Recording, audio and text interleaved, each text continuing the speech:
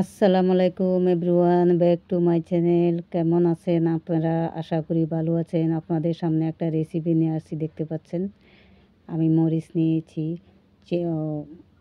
মাংস নিয়েছি। আমি একটা কড়াই চড়াইছি, দেখতে পাচ্ছেন, পাতিলা। ওই পাতিলাতে আমি তেল ঢেলে দিয়েছি।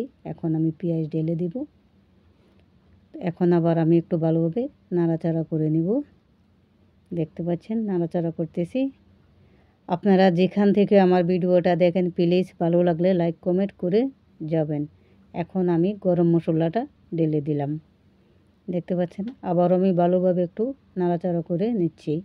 এখন আমি দেখতে পাচ্ছেন আবার আমি এখন মরিচগুলো ঢেলে দিব। এটাতে আমি আদা রসুন মরিচ আমি ব্লেন্ডারের সাহায্যে এটা পিষে নিয়েছি।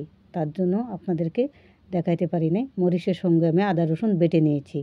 এখন আমি 1 চামচ পরিমাণে মরিচ দিয়ে দিলাম, 1 চামচ পরিমাণে ধনিয়া দিয়ে দিলাম, দেখতে পাচ্ছেন।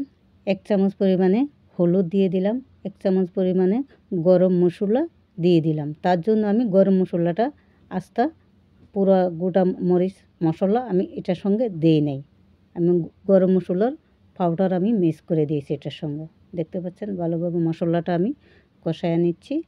এখন আমি হালকা পরিমাণে একটু পানি এটার সঙ্গে ঢেলে দিব। অন্য চুলাতে পানিটা আমি গরম করে রেখেছিলাম। আমি স্বাদ পরিমাণে লবণটা দিয়ে দিচ্ছি 2 চামচ, দেখতে পাচ্ছেন। এখন ভালোভাবে মশলাটা ভালোভাবে কষায়া নিব, ভুনা হয়ে যাবে। এখন আমি কাঁচামরিচগুলোও দিয়ে দিয়েছি। এখন আমি দিয়ে দিব টমেটো কেটে রেখেছিলাম ছোটো ছোটো সাইজের টমেটোগুলো আমি এখন দিয়ে দিচ্ছি। দিয়ে আবারও ভালোভাবে মশলার সঙ্গে মিক্স করে দিচ্ছি। 2 মিনিটের জন্য ঢাকনাটা লাগিয়েছি। এখন আবার আমি ওপেন করেছি, দেখতে পাচ্ছেন।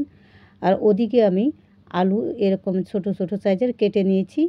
এখন একটু ভালোভাবে ফ্রাই করে নিয়েছি। আমি এটা মাংসের সঙ্গে অ্যাড করব। তার জন্য আলুটা ফ্রাই করে দিলে ভালো টেস্ট আসে। এখন আমি মাংসগুলো দিয়ে দিচ্ছি। এখানে আমি 1 কিলো পরিমাণের গরুর মাংস নিয়েছি। মাংসের পিসগুলো একটু বড় বড় করে নিয়েছি, দেখতে পাচ্ছেন। মাশাআল্লাহ কত সুন্দর কালার এসে গেছে।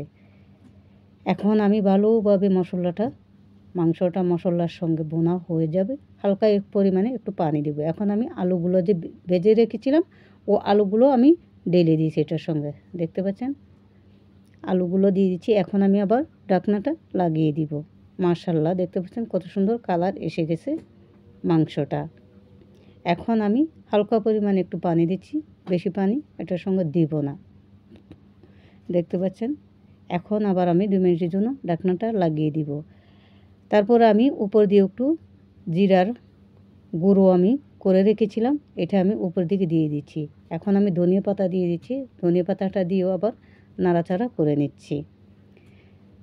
ওকে, আল্লাহ হাফিজ। আমার ভিডিও এখান থেকে এ পর্যন্তই। আপনারা যেখান থেকে দেখে থাকেন প্লিজ লাইক কমেন্ট করে যাবেন। আল্লাহ হাফিজ।